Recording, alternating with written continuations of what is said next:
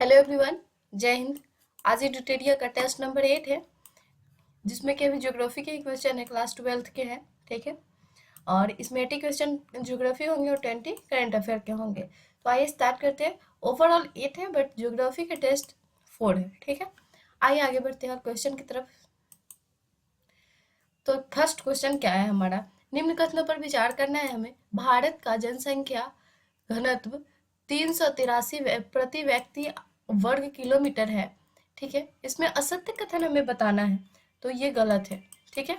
उसके बाद 1951 ईस्वी से 2011 तक जनसंख्या घनत्व में 260 व्यक्ति प्रति वर्ग किलोमीटर की वृद्धि हुई है, तो ये भी बिल्कुल गलत है। तो इसका आंसर हो जाएगा 1 और 2 दोनों बिल्कुल गलत है। तो बता दूं मैं कि यहाँ 382 नहीं होगा, 383 होता तो ये कथन बिल्कुल सही हो जाता। और यहाँ जो है ना 2011 तक जो है ना जनसंख्या घनत्व बढ़कर 382 हो गया है। ठीक है। तो इसलिए दोनों कथन हमारा जो है गलत हो जाता है। चलिए नेक्स्ट क्वेश्चन है। इसमें हमें क्या बताना है? सत्य कथन बताना है। कायिक घनत्व, उसके बाद है कुल जनसंख्या, निवल कृषित क्षेत्र, उसके बाद है कृषि घनत्व बराबर कुल जनसंख्या या निवल कृषि क्षेत्र। कृषि जनसंख्या में कृषक, कृषि मजदूर और उनके परिवार के सदस्य सम्मिलित होते हैं। ठीक है। तो ये तीनों बिल्कुल सही है, इसलिए आंसर हो जाएगा सभी तीनों। ऑप्शन नंबर सी होगा इसका राइट आंसर। आगे है थर्ड नंबर क्वेश्चन है। निम्न कथनों पर विचार करना है हमें। इसमें बताना है हमें। ठीक है। भारत की जनसंख्या की वार्षिक वृद्धि दर जो है ना 1.44 प्रतिशत है, तो ये बिल्कुल गलत है। इसकी वार्षिक दर जो है ना वृद्धि दर, ये 1.64% है। ठीक है।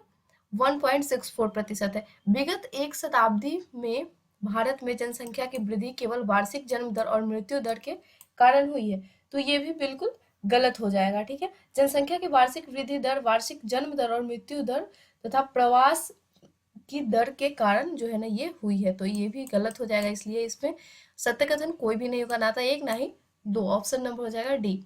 भारतीय जनसंख्या की वृद्धि के अंतर्गत प्रथम प्रवस्था 1901 से 1921 के संबंध में निम्न कथनों पर हमें विचार करना है। इसमें बताना है हमें सत्य कथन। तो आइए देखते हैं। इस व्यवस्था को स्थिर व्यवस्था कहा जाता है, बिल्कुल सही है। 1901 से 1911 के दौरान ऋणात्मक वृद्धि दर दर्ज की गई है, तो ये बिल्कुल गलत है। 1900 लेकर के 1921 की अवधि को भारत की जनसंख्या की वृद्धि की रुद्ध अथवा स्थिर अवस्था प्रवस्था कहा जाता है। ठीक है। और जन्म दर उच्च जबकि मृत्यु दर निम्न थे, तो ये भी बिल्कुल गलत हो जाएंगे। तो इसका आंसर कौन सा हो जाएगा? Option number A. निम्न कथनों पर विचार करें। इसमें बताना है हमें असत्य कथन। तो आइए देखते हैं। 1951 से 81 के दशकों को भारत में जनसंख्या विस्फोट की अवधि के रूप में जाना जाता है। ठीक है। तो ये गलत है। नहीं, ये बिल्कुल सही है। 1951 से 1981 के दशकों को भारत में जनसंख्या विस्फोट की अवधि के रूप में जाना जाता है। हाँ, ये बिल्कुल सही है। उसके बाद 1951 से 81 के दौरान औसत वार्षिक वृद्धि दर 3.3% तक ऊंची रही है, तो ये गलत हो जाएगा। 2.2% में ऊंची रही है। ठीक है। तो इसका आंसर हो जाएगा असत्य कथन पूछ रहा है, इसलिए केवल 2 हो जाएगा। आगे बढ़ते हैं। कथनों पर विचार करना है हमें, और इसमें असत्य कथन हमें बताना है। राष्ट्रीय युवा नीति फरवरी 2016 में आरंभ की गई, ये बिल्कुल गलत हो जाएंगे। उसके बाद है राष्ट्रीय युवा नीति के तहत 15 से 35 वर्ष के आयु समूह के व्यक्ति को युवा के रूप में परिभाषित करते हैं, तो ये भी बिल्कुल गलत है। 15 से 29 वर्ष के जो है ना युवा समूह, आयु समूह के व्यक्ति को जो है ना क्या कहते हैं, युवा में जो है परिभाषित करते हैं। और ये 2016 में नहीं आरंभ की गई थी, 2014 में आरंभ की गई थी। ठीक है। तो यहाँ पर दोनों जो है कथन बिल्कुल गलत है, इसलिए इसका आंसर हो जाएगा असत्य कथन पूछ रहा है, ऑप्शन नंबर सी होगा इसका राइट आंसर। दोनों बिल्कुल ही गलत कथन है।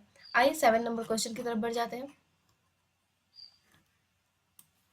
क्वेश्चन है निम्न कथनों पर विचार करना है हमें, और इसमें सत्य कथन बताना है। ग्रियर्सन के अनुसार देश में 189 भाषाएं, सॉरी 179 भाषाएं और लगभग 544 बोलियां थी, और अनुसूचित अनुसूचित भाषाओं में उर्दू बोलने वालों का प्रतिशत सर्वाधिक है। लघुतम भाषा वर्ग सांस्कृतिक संथाली तथा कोंकणी बोलने वालों के हैं। तो इसमें हमें बताना है कि कौन सा बताना है, सत्य कथन बताना है। तो सत्य कौन से हो जाएंगे, तो इसमें जो है ना पहला कथन बिल्कुल सही है, बाद बाकी जो है ना ये गलत है। तो इसमें आंसर हो जाएगा केवल एक, ऑप्शन नंबर ए होगा इसका राइट आंसर। निम्नलिखित में मिलान करना है हमें, परिवार है और शाखा वर्ग है। तो आइए मिलान कर लेते हैं कौन कौन से हो जाएंगे। इसमें हमें बताना है गलत कौन सा मिलान किया हुआ है, ठीक है। तो आस्ट्रिक निषाद, इसमें मुंडा बिल्कुल सही है ये। उसके बाद भारतीय यूरोपीय मोनक्वेर, नहीं, ये जो है ना आस्ट्रिक का ही है। इसका जो है ना भारतीय यूरोप का हो जाएगा आपका, भारतीय आर्य हो जाएंगे, ईरानी हो जाएंगे, ठीक है, फारसी। और चीनी तिब्बती, तो ये भी दर्दी बिल्कुल गलत है, ये जो है ना भारतीय यूरोपीय में आ जाएंगे। तो इसका आंसर जो है ना क्या हो जाएगा, उत्तरी असम हो जाएगा, उत्तरी म्यांमारी, असम म्यांमार हो जाएगा। उसके बाद तिब्बती हिमालयी हो जाएगा। तो ये दोनों जो है ना बिल्कुल गलत है। तो इसमें हमसे असत्य पूछा जा रहा है, तो सत्य 2 और 3 हो जाएंगे, ऑप्शन नंबर हो जाएगा बी इसका राइट आंसर। नेक्स्ट है 9 नंबर क्वेश्चन, निम्नलिखित में मिलान करना है, उसमें सही मिलान बताना है हमें। तो आइए देख लेते हैं। मौन खम्बेर, ये मेघालय, तो ये बिल्कुल सही है। उसके बाद है दर्दी राजस्थान, तो ये गलत हो जाएंगे। उसके बाद है उत्तर द्रविड़ आंध्र प्रदेश, ये भी बिल्कुल गलत है। और उत्तरी असम अरुणाचल प्रदेश, हाँ ये बिल्कुल सही है। तो इसका आंसर हो जाएगा 1 और 4, ऑप्शन नंबर सी होगा इसका राइट आंसर। निम्न कथनों पर विचार करना है हमें। ईसाई जनसंख्या अधिकांशतः देश के शहरी क्षेत्रों के विपरीत है, तो ये बिल्कुल गलत है। उसके बाद है बौद्ध अधिकांशतः महाराष्ट्र में संकेंद्रित है, हाँ ये बिल्कुल सही है। तो इसमें सत्य बताना है, इसलिए सत्य इसका आंसर हो जाएगा केवल 2, ऑप्शन नंबर हो जाएगा बी राइट आंसर। आगे देख लेते हैं, 11 नंबर क्वेश्चन की तरफ बढ़ते हैं। इसमें सत्य असत्य कथन हमें बताना है। आर्थिक स्तर की दृष्टि से भारत की जनसंख्या को 2 वर्गों में बांटा जाता है, तो ये गलत हो जाएगा। उसके बाद है मुख्य श्रमिक वह व्यक्ति है जो एक वर्ष में कम से कम 183 दिन या 6 महीने काम करते हैं, हाँ ये बिल्कुल सही है। और सीमांत श्रमिक वह व्यक्ति है जो एक वर्ष में 183 दिनों या 6 महीने से अधिक दिन काम करते हैं, तो ये बिल्कुल गलत हो जाएगा। असत्य कथन इसमें 1 और 3 होगा, इसलिए ऑप्शन नंबर हो जाएगा इसका सी, ठीक है। आगे बढ़ते हैं 12 नंबर क्वेश्चन की तरफ। निम्न विशेषताओं के किस प्रकार की के बस्ती के उदाहरण है, तो इसमें बताना है हमें। इस प्रकार के गांव में रहन सहन का सामान्य क्षेत्र स्पष्ट और चारों ओर फैले खेतों खलिहानों और चारागाहों से पृथक होता है। दूसरा है संकुलित निर्मित क्षेत्र और इसकी मध्यवर्ती गलतियां कुछ जाने पहचाने प्रारूप अथवा ज्यामितीय आकृतियां प्रस्तुत करते हैं। इस प्रकार की बस्तियां बुंदेलखंड प्रदेश में देखने को मिलती है। तो इसका हमें आंसर बताना है कि किस प्रकार की बस्तियां कहलाएंगी, तो ये गुच्छित बस्तियां कहलाएंगी, ऑप्शन नंबर हो जाएगा इसका सी। ओके, आगे बढ़ते हैं। नेक्स्ट क्वेश्चन है, मिलान करना है हमें। बस्तियों के प्रकार दिए गए हैं और राज्य और क्षेत्र दिए गए हैं, और कूट में जो है ना सुमेलित बताना है, सही सुमेलित बताना है। ओके, तो आइए देख लेते हैं। ओके, अर्धगुच्छित बस्तियां, ये गुजरात वाले मैदान के एरिया में होंगे, बिल्कुल सही है। गुच्छित बस्तियां नागालैंड, ये भी बिल्कुल सही है, नागालैंड में ये पाए जाते हैं। परिक्षिप्त बस्तियां बुंदेलखंड प्रदेश, ये बिल्कुल गलत है। ये जो है ना हिमाचल प्रदेश उत्तराखंड मेघालय वाले एरिया में पाए जाते हैं। पल्ली बस्तियां, ये छत्तीसगढ़ और हिमालय की निचली घाटियों में, बिल्कुल सही है। तो इसका आंसर हो जाएगा 1, 2 और 4।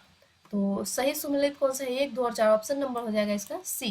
निम्न कथनों पर विचार करना है, इसमें बताना है सत्य कथन। वह भूमि जो पिछले 5 वर्षों तक या अधिक समय तक पड़ती है उसे पुरातन पड़ती भूमि कहा जाता है, ठीक है। तो ये बिल्कुल गलत है।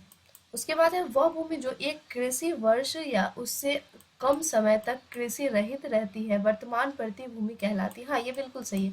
तो इसका सत्य कथन हो जाएगा ऑप्शन नंबर बी, ठीक है। पुरातन प्रतिभूमि क्या होगा कि मतलब यह जो है ना एक वर्ष से अधिक लेकिन 5 वर्ष से कम समय तक कृषि रहित रहती है, इसे क्या कहेंगे, पुरातन प्रत्यय कहेंगे, ठीक है। आइए आगे बढ़ते हैं नेक्स्ट क्वेश्चन की तरफ।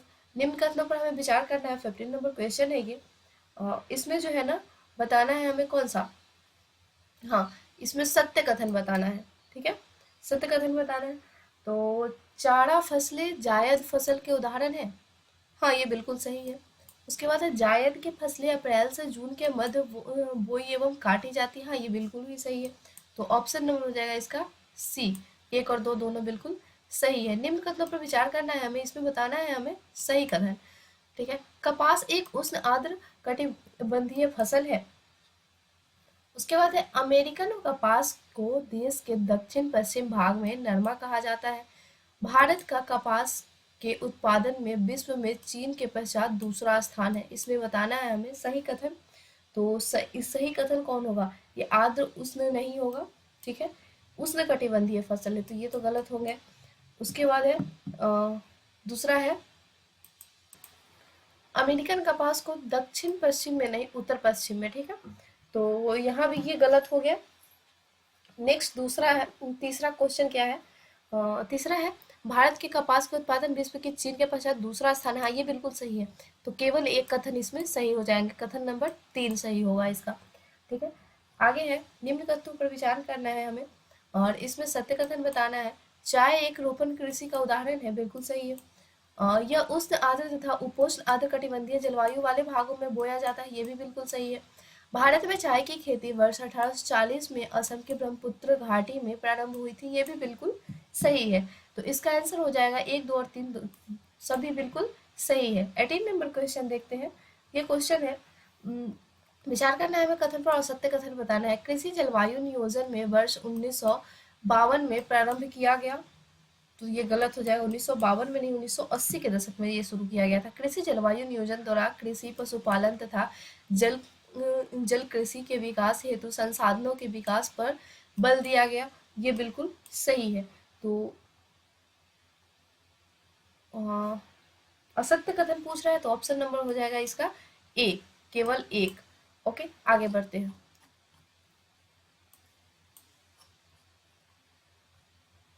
नेक्स्ट है निम्न कथनों पर विचार करना है हमें और असत्य कथन बताना है। 19 नंबर क्वेश्चन का लौ एस के प्रगलन के लिए मैग्नीज एक महत्वपूर्ण कच्चा माल है। हाँ, ये बिल्कुल सही है। मैग्नीज मुख्य रूप से कुरप्पा क्रम के संबंध के चट्टाने हैं, तो ये गलत हो जाएंगे।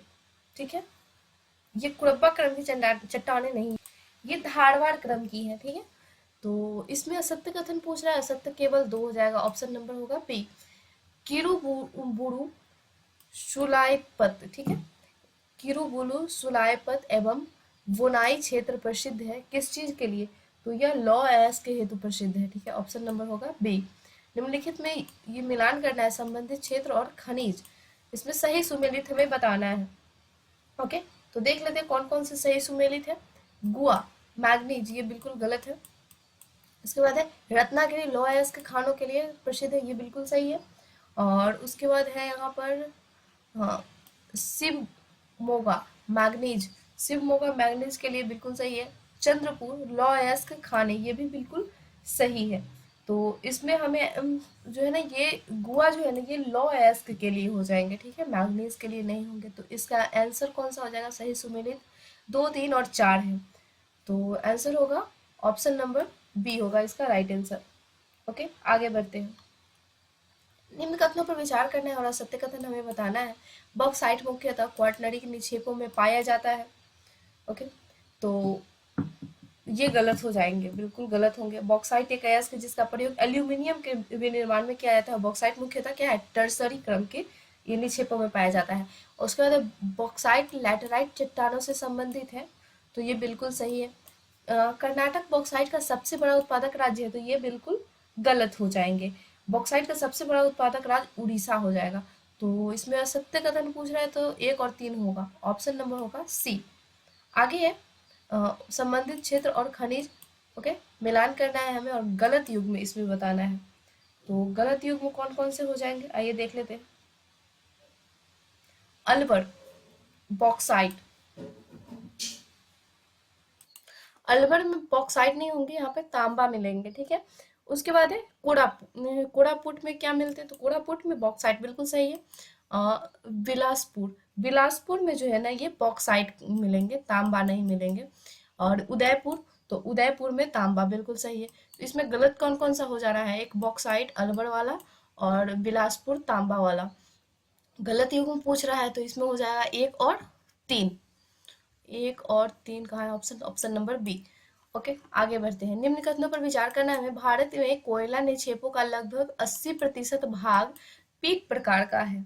ओके, उसके बाद है भारत में सर्वाधिक महत्वपूर्ण गोंडवाना कोयला क्षेत्र कृष्णा नदी घाटी में स्थित है। फिर टर्शियरी कोयला दरानगिरी लैंगडिंग में भी निष्कर्षित किया जाता है। इसमें क्या बताना है हमें? सत्य कथन बताना है, कौन से सत्य है और कौन से असत्य। 80% जो है ना पीट प्रकार की नहीं पाई जाएंगी यहाँ पर, जो है ना ये बिटुमिनरियस जो होता है ना उस प्रकार की पाई जाती है। उसके बाद गोंडवाना कोयला जो कृष्णा नदी नहीं दामोदर नदी घाटी में स्थित है। तो टर्शरी कोयला दरानगिरी लैंगरीन भी निष्कर्षित किया जाता है। तो ये बिल्कुल सही हो जाएगा। उपरोक्त में से एक सही होंगे, केवल एक, ऑप्शन नंबर ए। निम्न कथनों पर विचार करना है हमें, असत्य कथन बताना है। तेल एवं प्राकृतिक गैस आयोग की स्थापना 1952 में हुई थी। तो ये बिल्कुल गलत होंगे। उसके बाद है मुंबई हाई में उत्पादन 1973 में, ये भी बिल्कुल गलत हो जाएंगे। असत्य कथन पूछ रहे हैं तो एक और दो दोनों बिल्कुल ही असत्य हो जाएंगे। आगे बढ़ते हैं 26 नंबर क्वेश्चन की तरफ। क्वेश्चन है संबंधित क्षेत्र और खनिज और खाने, इसे हमें मिलान करना है। तो इसमें क्या पूछ रहा है हमें? कूट का प्रयोग कर उत्तर चुने और सही सुमेलित कौन सा है। तो सही सुमेलित बताना है हमें। कालोल कोयला खाने, तो कालोल में जो है ना तेल क्षेत्र है, ये कोयला खाने नहीं है। उसके बाद है जंजी तेल क्षेत्र, तो यहाँ पर कोयला खाने हैं, यानी कि 1 का 2 और 2 का 1 होगा। मोरार तेल क्षेत्र, हाँ ये बिल्कुल सही है। तो इसका आंसर कौन सा हो जाएगा? केवल 3, ऑप्शन नंबर सी होगा सही सुमेलित। निम्न कथनों पर विचार करना है और असत्य कथन बताना है। यहाँ पर कौन से असत्य है? परमाणु ऊर्जा आयोग की स्थापना वर्ष 1954 में की गई थी। ओके, तो ये बिल्कुल गलत है, 1954 में नहीं की गई थी, ये 1948 में की गई थी। ओके, 1948 में की गई थी। नेक्स्ट, उड़ीसा के महानदी डेल्टा में मोनाजाइट का निक्षेप पाया जाता है, बिल्कुल सही है। यूरेनियम निक्षेप धारवाड़ सैलो में पाए जाते हैं, ये भी सही है। तो इसमें हमें पूछ रहा है असत्य कथन, तो केवल एक असत्य है, इसलिए ऑप्शन नंबर हो जाएगा इसका ए। नेक्स्ट है 28 नंबर क्वेश्चन, क्या कहता है? निम्न कथनों पर विचार, सॉरी, बूढ़ील और टुंडेन सहायक नदियां हैं। किसकी सहायक नदी? तो रावी नदी की सहायक नदियां हैं। नेक्स्ट है कथनों पर विचार करना और सत्य कथन बताना है। तो देख लेते हैं। इसमें द लिमिट टू ग्रोथ पुस्तक एहरलिच द्वारा लिखी गई है, तो ये बिल्कुल गलत है। ओके, ये एहरलिच के द्वारा नहीं लिखी गई है। इनकी पुस्तक है the population bomb our common future, 1987 में प्रस्तुत की गई थी, बिल्कुल सही है। तो इसका आंसर हो जाएगा ऑप्शन नंबर बी, केवल 2 नंबर कथन सही है। आगे बढ़ते हैं क्वेश्चन नंबर 30 की तरफ। 30 नंबर क्वेश्चन है हमारा, नागपुर योजना का संबंध किससे है? तो यह सड़क परिवहन से है, ऑप्शन नंबर बी। नागपुर योजना का संबंध सड़क परिवहन से। निम्न कथनों पर विचार करना है और असत्य कथन बताना है।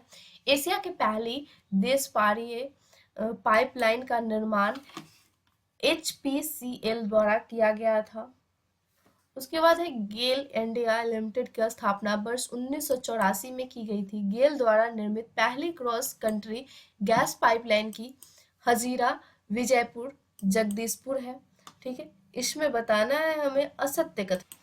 तो इसमें असत्य जो है ना फर्स्ट नंबर ही कथन हो जाएगा, ये PCL नहीं होगा, IOL के द्वारा यह निर्माण किया गया था। ओके, बाकी जो है दोनों कथन बिल्कुल सही हो जाएंगे। तो ऑप्शन नंबर इसका हो जाएगा ए, केवल एक कथन सही है, ये गलत होंगे। ठीक है, आगे बढ़ते हैं। निम्न कथनों पर विचार करना है हमें। कथन है भारत में वायु परिवहन की शुरुआत 1911 में हुई थी, बिल्कुल सही है।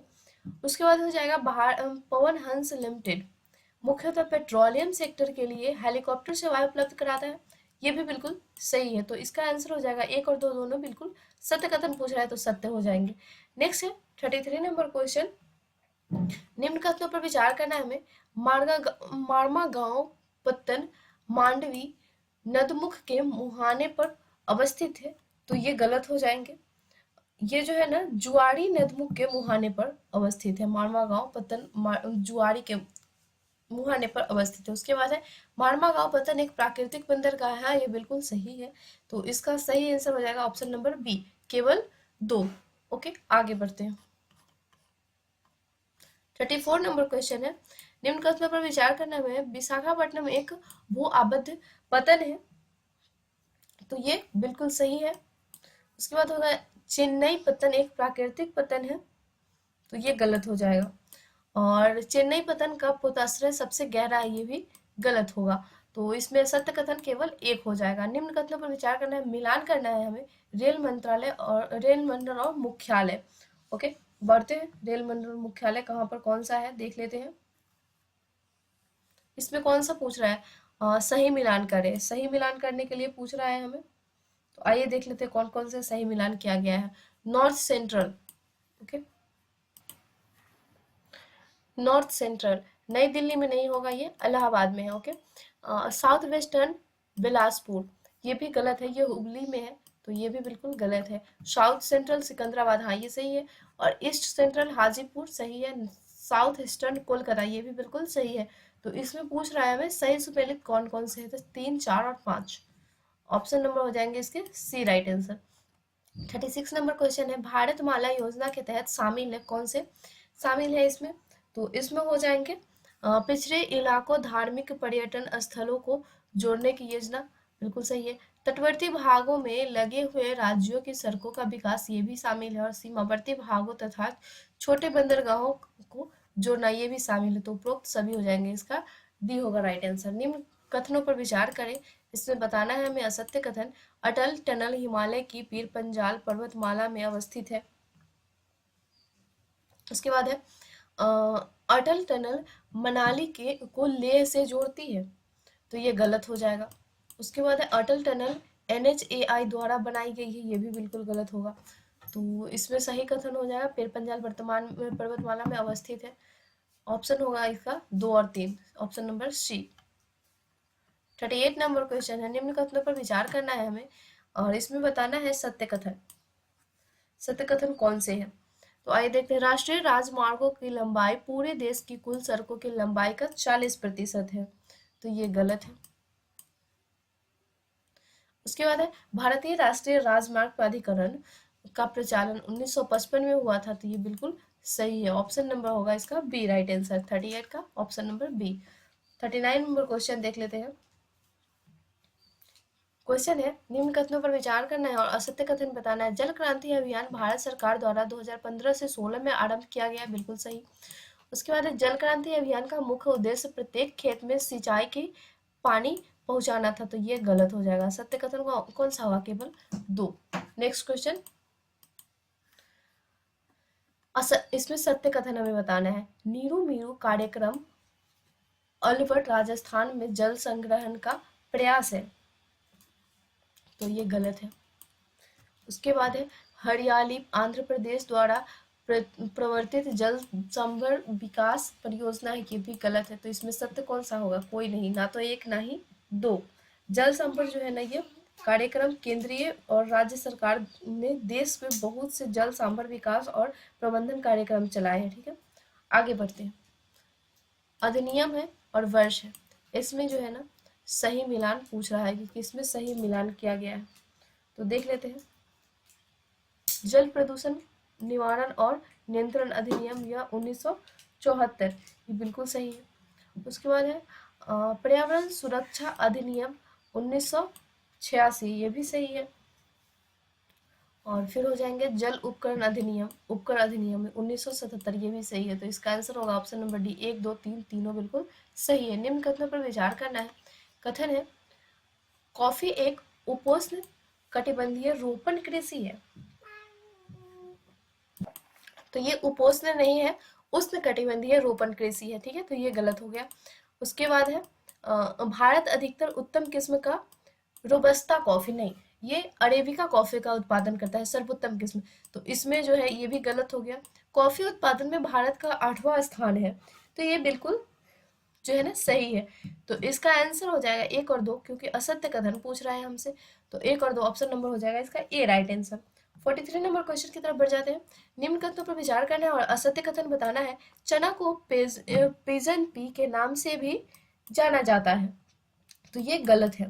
ठीक है, यह देश की जो है ना प्रमुख दाल है, दाल फसल है। इसे लाल चना तथा पिजन पी के नाम से भी जाना जाता है, ये सही है, इसलिए कथन जो है ना ये गलत हो जाएगा। असत्य कथन पूछ रहा है, तो पिजन पी के नाम से चना को नहीं अरहर को जाना जाता है। तोरियां व सरसों उष्णकटिबंधीय फसल के उदाहरण है, तो ये भी गलत हो जाएंगे। इसमें असत्य कथन पूछ रहे हैं, तो एक और दो दोनों हो जाएंगे असत्य कथन। ओके, आगे बढ़ते हैं। नमामि गंगे कार्यक्रम के तहत गंगा ग्राम का विकास किन राज्यों में किया जा रहा है? तो यह जो है ना उत्तराखंड, यूपी, बिहार व झारखंड में किया जा रहा है। ठीक है, ऑप्शन नंबर होगा सी, उत्तराखंड, यूपी, बिहार व झारखंड में किया जा रहा है, तो ऑप्शन नंबर सी होगा इसका राइट आंसर। किस पंचवर्षीय योजना के तहत पर्वतीय क्षेत्र तथा उत्तर पूर्वी राज्यों, जनजातीय एवं पिछड़े क्षेत्रों में अवसंरचना को विकसित करने के लिए विशिष्ट योजना का तैयार किया गया है? तो यह जो है ना यह तैयार किया गया है 8वीं पंचवर्षीय योजना। ऑप्शन नंबर होगा इसका सी। निम्न कथनों पर विचार करना है। हरिके बैराज रावी और सतलुज नदी के संगम पर अवस्थित है। ठीक है, तो ये गलत हो जाएंगे। उसके बाद है इंदिरा गांधी नहर 31 मार्च 1958 को प्रारंभ हुई थी, ये बिल्कुल सही हो जाएंगे। तो सत्य कथन पूछ रहा है, इसमें सत्य हो जाएगा है केवल दो, ऑप्शन नंबर होगा इसका बी राइट आंसर।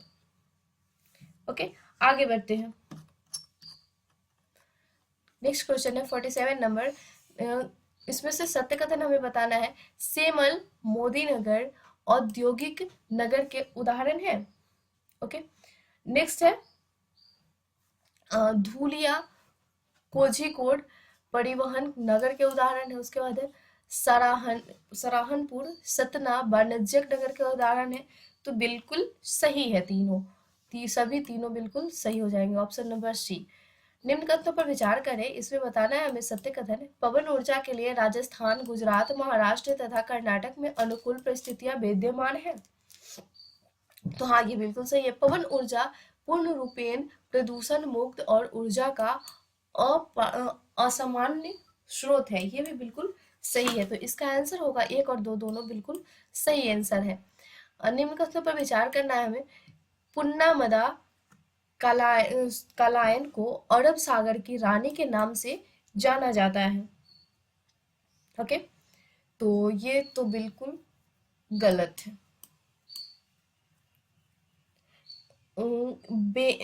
बेनवानद, शायद हाँ, बेनवानद कायल को जो है ना अरब सागर के नाम से जाना, रानी के नाम से जाना जाता है। पुन्नामदा कालायन के मुहाने पर कोच्चिन पतन अवस्थित है, ये भी गलत है। कोच्चिन पतन एक कृत्रिम पतन है, ये भी गलत है। तो इसका असत्य कथन कौन से है? तीनों हो जाएंगे, ऑप्शन नंबर होंगे सी इसका राइट आंसर। ओके, आगे बढ़ते हैं। 50 नंबर क्वेश्चन है। निम्न कथनों पर विचार करना है हमें। असत्य कथन इसमें बताना है। उत्तरी भारत के राज्य बिहार, पश्चिम बंगाल में जनसंख्या घनत्व उच्चतर है। अंडमान और निकोबार द्वीप को छोड़कर केंद्र शासित प्रदेशों में जनसंख्या का उच्च घनत्व पाए जाते हैं। उसके बाद केरल तथा तमिलनाडु में मध्यम घनत्व पाया जाता है। ओके, तो इसमें बताना है हमें असत्य कथन, और असत्य कथन केवल तीन हो जाएंगे। ऑप्शन केरल तथा तमिलनाडु में मध्यम घनत्व पाया जाता है। ओके, नेक्स्ट है 51 नंबर क्वेश्चन। निम्न कथनों पर विचार करना है हमें। असत्य कथन बताना है। राइन नदी जर्मनी और नीदरलैंड से होकर प्रवाहित होती है। क्या हुआ? तो ये बिल्कुल सही है, राइन नदी जर्मनी और नीदरलैंड से होकर प्रवाहित होती है। रूhr नदी पश्चिम में आकर राइन नदी में मिलती है, ये गलत हो जाएंगे। ओके, नेक्स्ट है डबल फोकस रूhr नदी पर स्थित पत्तन है, तो ये भी जो है ना ये गलत हो जाएंगे। तो इसका आंसर कौन सा हो जाएगा? असत्य कथन पूछा है तो 2 और 3, ऑप्शन होगा बी। नेक्स्ट है पत्तन और महादेश, इसमें जो है ना हमें मिलान करना है, गलत मिलान इसमें चूज करना है। तो आइए देख लेते हैं कौन कौन से गलत मिलान किए गए हैं। बिटले हार्बर, ये दक्षिण अमेरिका दिया गया है, इसमें दक्षिण अमेरिका ना होकर के उत्तर अमेरिका होगा, तो ये गलत हो जाएंगे। नॉर्थ केप उत्तरी अमेरिका या यूरोप में है। ओके, नॉर्थ के, तो ये भी गलत हो जाएंगे। हैंगबर्ग यूरोप, तो ये बिल्कुल सही है। और नेक्स्ट है बेपल रासियो अफ्रीका, तो ये गलत हो जाएंगे, ये दक्षिण अमेरिका में होगा। नेक्स्ट है न्यू आर्सियंस यूरोप, तो ये भी गलत है, ये उत्तरी अमेरिका में होंगे। तो कौन कौन से गलत हो गए? 1 2 4 5, 1 2 4 5, ऑप्शन नंबर हो जाएगा इसका सी राइट आंसर। आगे 53 नंबर क्वेश्चन देख लेते हैं हम लोग। प्राकृतिक अवसर प्रदान करती है और मानव उनका उपयोग करता है तथा धीरे धीरे प्राकृतिक का मानवीकरण हो जाता है तथा प्रकृति पर मानव प्रयासों की छाप पड़ने लगता है। उपयुक्त मानव प्रकृति अन्योन क्रिया को विद्वानों ने क्या नाम दिया है? तो इसे संभववाद नाम दिया गया है। ऑप्शन नंबर होगा ए। सूची 1 को मिलाना है 2 से, मानव भूगोल के क्षेत्र और उप क्षेत्र को मिलाना है हमें। तो आइए देखते हैं। सामाजिक भूगोल, तो सामाजिक भूगोल जो है ना, अवकाश का भूगोल, ऑप्शन इसका एक सी हो, सॉरी 3 होगा। उसके बाद है राजनीतिक भूगोल, राजनीतिक भूगोल जो है ना ये सैन्य भूगोल से होगा। उसके बाद है आर्थिक भूगोल, आर्थिक भूगोल विपणन भूगोल से होगा। और जनसंख्या भूगोल ये जननांकिक से होगा। तो इसका आंसर होगा ऑप्शन सी। आगे है निम्न कथनों पर हमें विचार करना है। विश्व के 10 सर्वाधिक आबाद देशों में विश्व का लगभग 50% जनसंख्या निवास करती है। विश्व में चौथा सर्वाधिक जनसंख्या वाला देश इंडोनेशिया है और विश्व में छठा सर्वाधिक जनसंख्या वाला देश ब्राजील है। इसमें हमें बताना है सत्य कथन। तो ये लगभग 60% है, ठीक है, 50% नहीं होंगे। विश्व में चौथा सर्वाधिक जनसंख्या वाला देश इंडोनेशिया, ये बिल्कुल सही है। विश्व में छठा सर्वाधिक जनसंख्या वाला देश ब्राजील नहीं होगा, ये 5वां होगा। तो इसमें सत्य कथन केवल हो जाएगा 2, इसलिए ऑप्शन होगा केवल एक कथन इसमें सही है। निम्न कथनों पर विचार करना है हमें। भूमि की प्रत्येक इकाई में उस पर रह रहे लोगों के पोषण का असीमित क्षमता होती है। ओके, इसमें बताना है हमें, क्या बताना है? असत्य कथन बताना है। ओके, तो ये बिल्कुल ही गलत है। उसके बाद है जनसंख्या एवं क्षेत्रफल के अनुपात को जनसंख्या के घनत्व के रूप में परिभाषित किया जाता है, बिल्कुल सही है। तो केवल 2 इसका आंसर हो जाएगा, केवल 2 जो है असत्य कथन ना पूछ रहा है हमसे, तो असत्य कथन इसमें होगा केवल 1, ऑप्शन नंबर हो जाएगा इसका ए। ओके, ऑप्शन होगा इसका ए। आगे है क्वेश्चन, निम्न में से जनसंख्या वितरण में को प्रभावित करने वाले कारक कौन से हैं? जनसंख्या वितरण को प्रभावित कौन से कारक करते हैं? तो आइए देख लेते हैं। इसमें कूट में सही उत्तर बताना है हमें। भू आकृति, भू आकृति, हाँ ये है। जनसंख्या वितरण को प्रभावित करने वाले विभिन्न कारक हैं ये। जलवायु भी है, नगरीकरण भी है, खनिज भी है और सामाजिक एवं राजनीतिक शांति भी है। यानी कि इसका आंसर हो जाएगा 1 2 3 4 5, ऑप्शन डी हो जाएगा इसका राइट आंसर। आगे देख लेते हैं।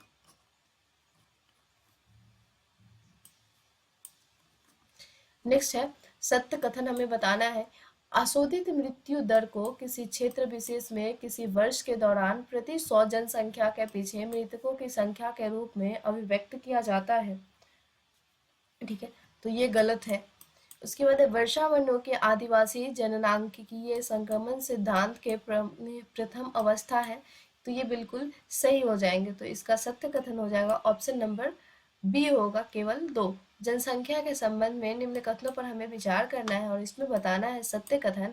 2 समय अंतरालों के बीच जन्म दर मृत्यु दर से अधिक हो जाता है जब अन्य देशों से लोग अस्थायी रूप से उस देश में प्रवास कर जाए, तो उस क्षेत्र में होने वाली जनसंख्या परिवर्तन जनसंख्या के ऋणात्मक वृद्धि का घोतक होती है। घोतक नहीं, यहाँ पर द्योतक होगा। ओके, घोतक लिखा गया है तो यहाँ पर द्योतक होगा। उसके बाद है 2 समय अंतरालों के बीच जन्म दर मृत्यु दर से कम हो या जब अन्य देशों में लोग प्रवास कर जाएं, तो उस क्षेत्र में होने वाली जनसंख्या परिवर्तन जनसंख्या के धनात्मक वृद्धि का द्योतक है, ये भी गलत है। उसके बाद है जनसंख्या परिवर्तन के 3 घटक है, जन्म मृत्यु और प्रवास। ठीक है, तो इसका जो है ना सही कथन कौन सा है? तो सही कथन यही हो जाएगा 3 वाला, केवल एक कथन सही होगा। ये उल्टा दिया गया है, ऊपर का नीचे दे दिया गया है, नीचे का ऊपर दे दिया गया है। ठीक है, आगे देखते हैं। 60 नंबर क्वेश्चन है, इसमें सत्य कथन हमें बताना है। प्रवासी जो किसी एक स्थान पर जाते हैं अप्रवासी कहलाते हैं। प्रवासी जो एक स्थान से बाहर चले जाते हैं उत्प्रवासी कहलाते हैं। प्रवासी जो प्रभावित करने वाले प्रतिकर्ष कारक में जीवित व संपत्ति की सुरक्षा जैसे कारण शामिल है। इसमें बताना है हमें सत्य कथन। सिर्फ 3 नंबर ही कथन सही है, बाकी ये दोनों जो है ना उल्टा दिया गया है। तो ऑप्शन नंबर होगा इसका केवल 3, सी। जननांकीय चक्र के संबंध में निम्न कथनों पर विचार करना है। तो कथन है, प्रथम अवस्था में उच्च प्रजननशीलता व उच्च मर्यादा होती है। इस अवस्था में जीवन प्रत्याशा उच्च होती है। तो ये बिल्कुल गलत है। उसके बाद है, अंतिम अवस्था में प्रजननशीलता एवं मर्यादा दोनों अधिक घट जाती है। ये बिल्कुल सही है। तो इसका आंसर सत्य पूछ रहा है, इसलिए सत्य में ऑप्शन बी होगा इसका राइट आंसर। आर्थिक वृद्धि की विकास के संबंध में निम्न कथनों पर विचार करें। आर्थिक वृद्धि मात्रात्मक और मूल्य सापेक्ष होता है। ठीक है, उसके बाद आर्थिक विकास गुणात्मक और मूल्य निरपेक्ष होता है। तो ये दोनों के दोनों बिल्कुल गलत है। तो ऑप्शन इसका हो जाएगा, सत्य कथन पूछ रहा है, डी होगा इसका राइट आंसर। ना तो एक ना ही दो, कोई भी सत्य कथन इसमें नहीं दिया गया है। आगे है, मानव विकास के संबंध में विचार करना है हमें इन कथनों पर। डॉक्टर महबूब उल हक ने 1992 ईस्वी में मानव विकास सूचकांक निर्मित किया था। ठीक है, तो ये जो है ना गलत है। 1992 में नहीं, 1990 में ये स्टार्ट किया गया था। डॉक्टर महबूब उल हक के अनुसार विकास का संबंध लोगों के विकल्पों में बढ़ोतरी से है। तो ये सही हो जाएंगे, ये बिल्कुल सही कथन है। संयुक्त राष्ट्र विकास कार्यक्रम ने वार्षिक मानव विकास प्रतिवेदन प्रकाशित करने के लिए डॉक्टर महबूब उल हक की मानक विकास की संकल्पना का प्रयोग किया था। तो ये भी बिल्कुल सही है। तो इसमें पूछ रहा है क्या, सत्य कथन? तो सत्य हो जाएंगे इसमें 2 और 3, ऑप्शन हो जाएगा बी। ओके, आगे बढ़ते हैं। 64 नंबर क्वेश्चन है, कथनों पर विचार करना है हमें, सत्य कथन बताना है। मानव विकास की संकल्पना समता, सतत पोषणीयता, उत्पादकता और सशक्तिकरण पर आश्रित है। तो ये बिल्कुल सही है। उसके बाद है, मानव विकास सूचकांक 0 से 1 के बीच स्कोर पर आधारित होता है। तो ये भी बिल्कुल सही है। मानव विकास सूचकांक में स्वास्थ्य का मूल्यांकन करने के लिए चुना गया सूचकांक जन्म समय जीवन प्रत्याशा है। ये भी बिल्कुल सही है। मानव विकास सूचकांक में संसाधनों के पहुंच को क्रय शक्ति के संदर्भ में मापा जाता है। तो ये भी सही है। ठीक है, तो इसमें आंसर हो जाएगा 1, 2, 3 और 4 बिल्कुल सही। ऑप्शन नंबर हो जाएगा डी। मानव विकास के उपागम के संबंध में निम्न कथनों पर हमें विचार करना है। तो कथन देख लेते हैं। आय उपागम का मानव विकास के सबसे नए उपागमों में से एक है। तो ये गलत है। आधारभूत आवश्यकता उपागम को मूल रूप से विश्व बैंक में प्रस्तावित किया था। ये भी गलत है। इसमें क्या पूछ रहा है, सत्य कथन पूछ रहा है। तो सत्य कोई भी नहीं होगा, ना तो एक ना ही दो। 66 नंबर क्वेश्चन है, कथनों पर विचार करना है हमें। श्रीलंका, ट्रिनिडाड और टोबैगो का नाम मानव विकास सूचकांक भारत से नीचे है। ठीक है, तो ये गलत हो जाएगा। उसके बाद है, कम प्रति व्यक्ति आय के बावजूद मानव विकास में केरल का प्रदर्शन पंजाब और गुजरात से कहीं बेहतर है। बिल्कुल सही है। केवल भूटान विश्व का एक ऐसा देश है जिसमें सकल राष्ट्रीय प्रसन्नता को देश की प्रगति का आधिकारिक माप घोषित किया गया है। तो ये भी जो है ना हमारा बिल्कुल सही हो जाएगा। तो इसका आंसर हो जाएगा ऑप्शन नंबर 2 और 3, बी होगा इसका राइट आंसर। ओके, आगे है 67 नंबर क्वेश्चन है, जलवासी पशु चारण के संबंध में निम्न कथनों पर हमें विचार करना है। उष्णकटिबंधीय अफ्रीका में गाय बैल प्रमुख पशु हैं। ठीक है, तो बिल्कुल सही है ये। उसके बाद है तिब्बत एवं एंडीज के पर्वतीय भागों में यॉक व लामा एवं आर्कटिक और उप उत्तरी ध्रुवीय क्षेत्रों में रेंडियर पाला जाता है। तो ये जो है ये भी बिल्कुल सही है। भारत में हिमालय के पर्वतीय क्षेत्रों में गुज्जर, बकरवाल, गद्दी और भूटिया लोगों के समूह शीतकाल में मैदानी क्षेत्र में पर्वतीय क्षेत्रों में चले जाते हैं। तो ये गलत है। तो इसका आंसर कौन सा हो जाएगा? एक और दो दोनों, क्योंकि सत्य कथन पूछ रहा है तो सही हो जाएगा। ऑप्शन नंबर होगा इसका ए राइट आंसर। ओके, आगे है 68 नंबर क्वेश्चन। क्वेश्चन है ऑस्ट्रेलियाई महाद्वीपीय रेल मार्ग पश्चिमी तट के पथ से आरंभ होकर पूर्वी तट पर स्थित सिडनी को मिलाती है। ठीक है। उसके बाद है ओरिएंट एक्सप्रेस लाइन पेरिस से लंदन को जोड़ती है। फिर है पार कैनेडियन रेल मार्ग पश्चिम में हैलिफैक्स से आरंभ होकर पूर्व में वैंकूवर तक जाती है। इसमें क्या हमें बताना है? सत्य कथन बताना है। ठीक है। तो इसमें जो है ना केवल एक कथन सही है। कौन सा? तीसरा वाला कथन सही हो जाएगा। बाकी ये दोनों जो है ना ये गलत कथन है। तो आंसर होगा इसका केवल एक कथन सही है। रोपण कृषि के संबंध में निम्न कथनों पर हमें विचार करना है। ठीक है। तो आइए देखते हैं। यूरोपीय लोगों के विश्व के अनेक भागों में रोपण कृषि प्रणाली की शुरुआत की थी। तो ये बिल्कुल सही है। उसके बाद है रोपण कृषि में निम्न निवेश उच्च प्रबंध में तकनीकी आधार एवं वैज्ञानिक विधियों का प्रयोग किया जाता है। तो ये गलत हो जाएगा। उसके बाद है ब्रिटेन वासियों ने पश्चिम अफ्रीका में कॉफी एवं कोकोआ की पौधे लगाई थी। ये भी गलत है। फ्रांसीसियों ने पश्चिमी द्वीप समूह में गन्ना एवं मलेशिया में रबर के बाग लगाए थे। ये भी गलत है। अमेरिका वासियों ने फिलीपाइंस में नारियल व गन्ने के बागवान लगाए थे। ये सही है। तो इसमें सत्य कथन पूछ रहा है तो 1 और 5 इसमें सत्य हो जाएगा। ऑप्शन होगा इसका सी। आगे है भूमध्य सागरीय कृषि के संबंध में निम्न कथनों पर हमें विचार करना है। ठीक है। तो आइए देख लेते हैं कथन क्या कह रहा है। खट्टे फलों की आपूर्ति करने में भूमध्य सागरीय क्षेत्र महत्वपूर्ण है। तो बिल्कुल सही है ये। उसके बाद भूमध्य सागरीय क्षेत्र में उत्पन्न निम्न किस्म के अंगूरों से उच्च गुणवत्ता वाली मदिरा का उत्पादन किया जाता है। ये गलत है। उसके बाद है ग्रीष्म ऋतु में जब यूरोप एवं संयुक्त राज्य अमेरिका में फलों एवं सब्जियों की मांग होती है तब इसी क्षेत्र में पूर्ति की जाती है। ये भी गलत है। तो इसमें सत्य कथन केवल एक होगा। Option number A. आगे निम्न कथनों पर हमें विचार करना है। कथन है लैटिन शब्द सैडिलियम का अर्थ जो है ना ये मासिक भुगतान होता है। तो ये गलत हो जाएगा। मासिक भुगतान नहीं होगा इसका। सैलरी का लैटिन शब्द में जो है ना इसका अर्थ होगा भुगतान सिर्फ। ठीक है। मासिक भुगतान नहीं होगा। फिर है GATT का गठन 1948 में किया गया था। तो ये बिल्कुल सही है। 1948 में किया गया था। विश्व व्यापार संगठन हो जाएगा। जनवरी 1985 में GATT को विश्व व्यापार संगठन में रूपांतरित कर दिया गया। तो ये भी गलत है।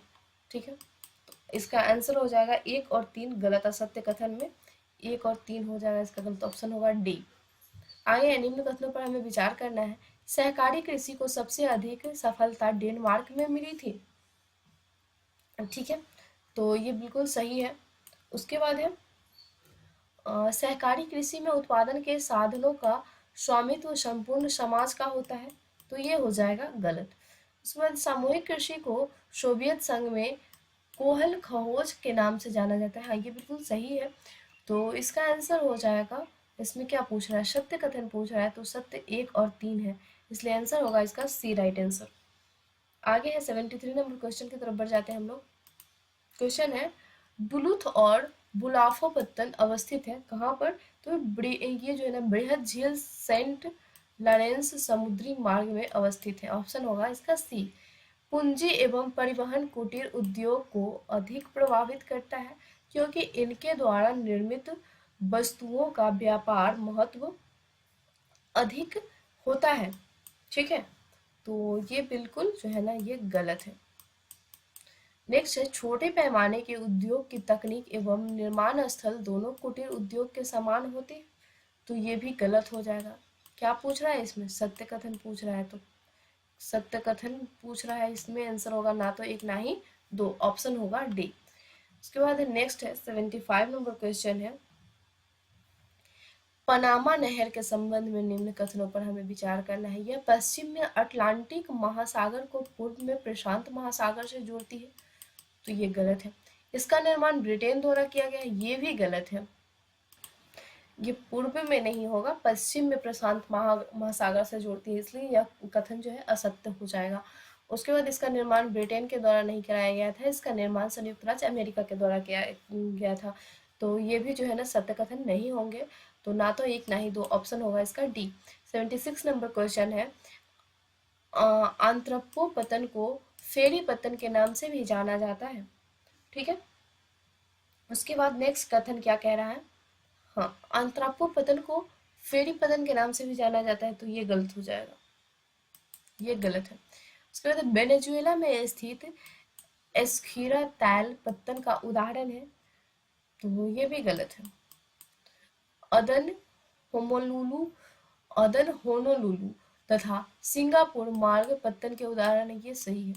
तो इसका आंसर पूछ रहा है हमें, असत्य कथन पूछ रहा है, असत्य 1 और 2 होगा, ऑप्शन होगा इसका सी राइट आंसर। आगे तृतीय क्रियाकलाप में निम्न कौन सा सम्मिलित नहीं है, तो इसमें सम्मिलित नहीं है अनुसंधान व विकास, ऑप्शन डी होगा। निम्न कथन में असत्य कथन की पहचान करें। कथन है प्रथम सार्वजनिक रेल मार्ग 1825 में उत्तरी इंग्लैंड में प्रारंभ हुई थी, तो ये सही है। राष्ट्रीय महामार्ग संख्या 7 देश का सबसे लंबा राष्ट्रीय राजमार्ग है, ये भी सही है। उत्तरी अटलांटिक समुद्री मार्ग विश्व का व्यस्ततम व्यापारिक जलमार्ग है, ये भी सही है।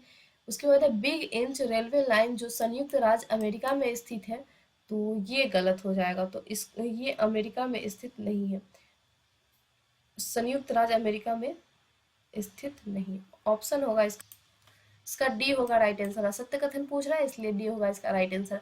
बृहद ट्रंक मार्ग कहा जाता है किसे, तो यह कहा जाता है उत्तरी अटलांटिक समुद्री मार्ग को, ऑप्शन होगा इसका ए। निम्न मिलान करना है हमें, दास व्यापार की समाप्ति का वर्ष और देश, तो आइए मिलान कर लेते हैं। इसमें डेनमार्क जो है ना 1992, ब्रिटेन तो यह जो हो जाएगा 1808, और उसके बाद हो जाएगा आपका संयुक्त राज्य अमेरिका, तो संयुक्त राज्य अमेरिका ब्रिटेन 1807 होगा, ठीक है, ब्रिटेन 1807 हो जाएगा।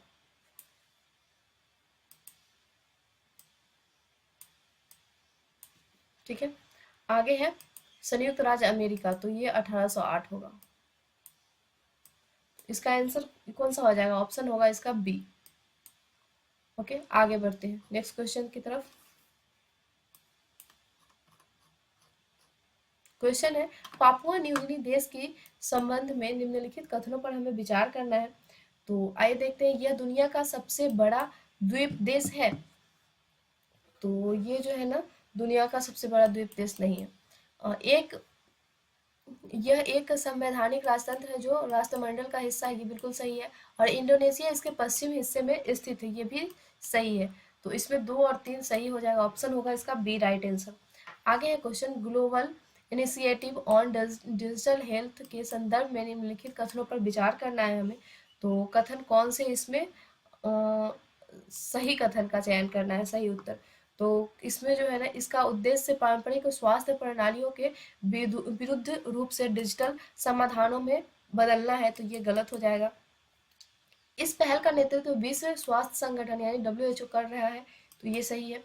उसके डिजिटल हेल्थ में प्रौद्योगिकियों और प्लेटफॉर्मों की एक विस्तृत श्रृंखला शामिल है जिसके उद्देश्य स्वास्थ्य सेवा तक पहुंच में सुधार करना, देखभाल की गुणवत्ता को बढ़ाना है, तो ये भी बिल्कुल सही है। इसमें सही कथन पूछ रहा है, तो 2 और 3 सही हो जाएगा, ऑप्शन होगा इसका बी राइट आंसर। आगे देखते हैं 83 नंबर क्वेश्चन है कथनों पर विचार करना है हमें, इसमें सही कथन बताना है। जन प्रतिनिधित्व अधिनियम 1951 की धारा 29A के तहत पंजीकृत राजनीतिक दलों को गृह संपत्ति और पूंजीगत लाभ से प्राप्त आय पर कर भुगतान करना होता है। ठीक है, तो ये जो है ना ये गलत हो जाएगा।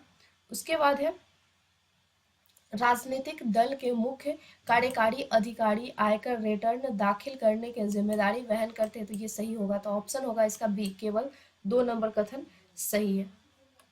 निम्नलिखित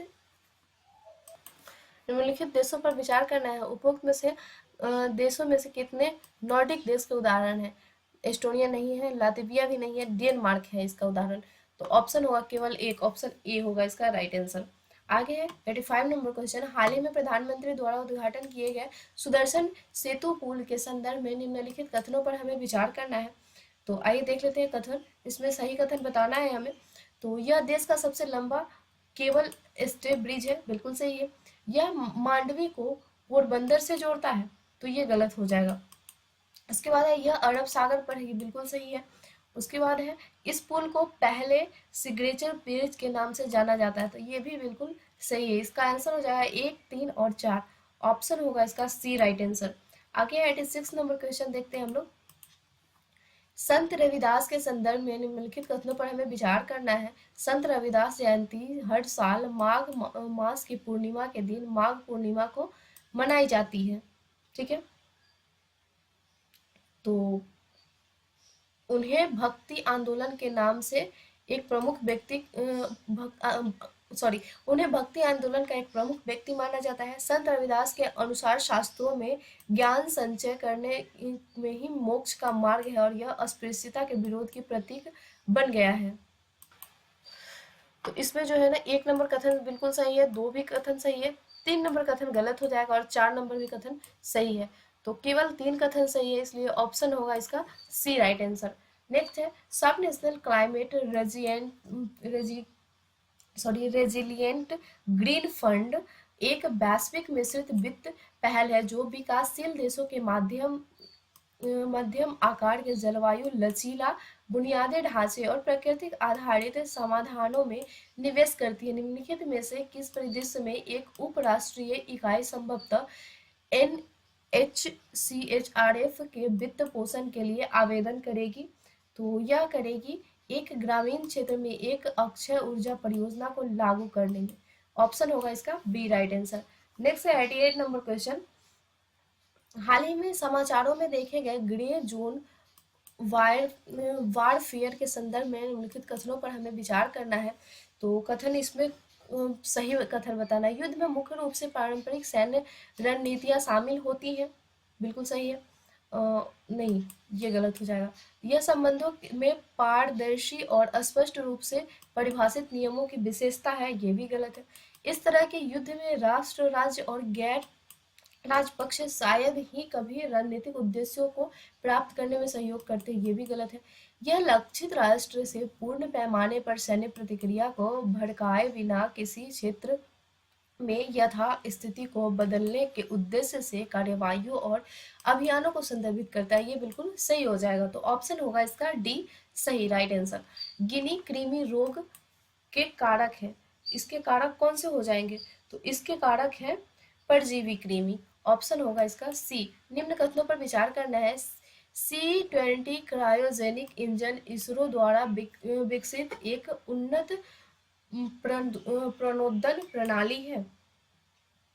ठीक है, तो ये बिल्कुल सही है। अंतरिक्ष यान की मानव रेटिंग ऑन बोर्ड वैज्ञानिक उपकरणों की कार्यक्षमता को उजागर करती है, ये गलत हो जाएगा। तो इसमें क्या पूछ रहा है? सही कथन पूछ रहा है, केवल एक इसका सही आंसर हो जाएगा। ओके, 91 नंबर क्वेश्चन है। किरू हाइडल परियोजना का निम्नलिखित पर विकसित किया जा रहा है। तो यह विकसित किया जा रहा है चिनाब नदी पर, ऑप्शन होगा इसका सी। आगे है क्वेश्चन 92 नंबर। राष्ट्रीय उद्यमिता विकास परियोजना के संदर्भ में निम्नलिखित कथनों पर हमें विचार करना है।